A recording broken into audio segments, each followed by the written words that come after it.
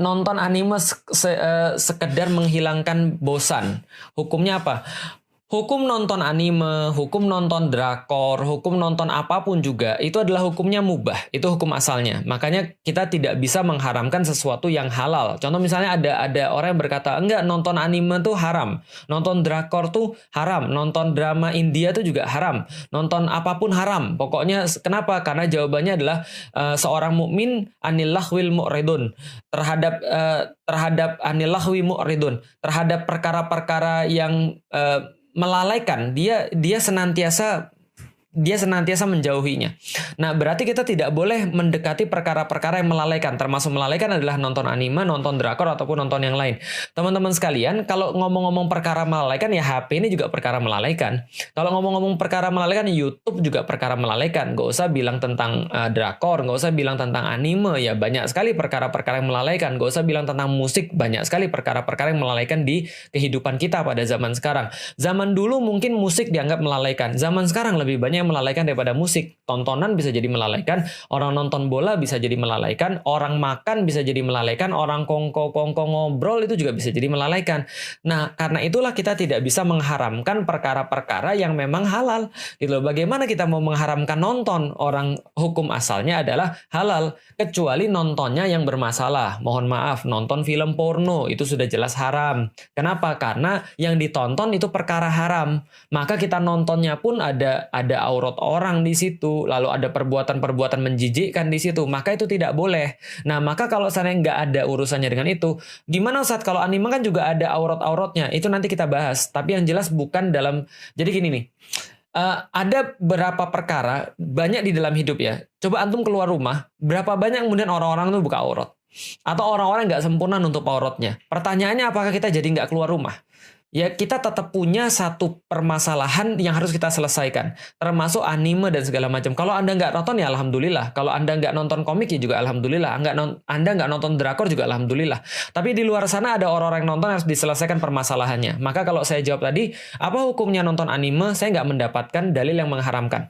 Ataupun nonton drakor juga saya nggak mendapatkan dalil yang mengharamkan. Nanti kita akan bahas lebih dalam kalau soalan melihat aurat itu seperti apa ya. Tapi yang jelas saya nggak mendapatkan dalil untuk mengharamkan. Karena kalau saya mengharamkan drakor, anime karena di situ ada aurat, maka Anda nggak boleh nonton TV. Karena di situ aurat semua, jelas gitu kan ya. Nah, jadi apa hukumnya? Ya hukumnya mubah, boleh selama tidak melalaikan.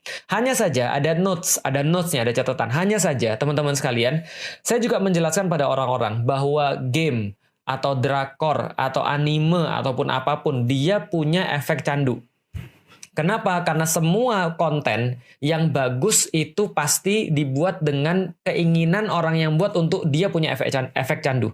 Jadi dia punya efek untuk terus-menerus dilihat, terus-menerus kemudian ditunggu, terus-menerus kemudian dinanti-nanti, dan akhirnya dalam beberapa titik dia mempengaruhi pemikiran kita. Contoh, coba nonton deh vlognya Fuad Naim, anak yuk ngaji juga. Dia bahas tentang Korea dan dia bahas bagaimana kemudian orang-orang yang berkecimpung di situ memang benar-benar awalnya mungkin nonton MV-nya doang, lalu kemudian nonton drakornya, lalu kemudian nonton apanya lagi, dan ujung-ujung mengubah orang secara total untuk akhirnya cuma menghargai segala sesuatu cuma dari dunia. Saya dengar, ya Allah, kadang-kadang saya juga deg-degan gitu kan ya, ngelihat ini ada roti sobek, aduh, langsung hamil online. Ini maksudnya apa? Nah, ini kata-kata ini kemudian mungkin tanpa sadar terjadi ketika mereka sudah terhipnotis, dalam tanda kutip tercandui dengan drakor. Jadi hati-hati, ada efek candunya di situ. Itu bukan hanya drakor ya, apa aja, termasuk bola, termasuk ya nonton apapun lah, ada yang kayak gitu-gitu.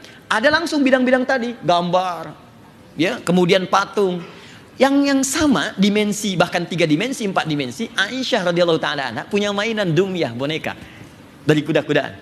Ada.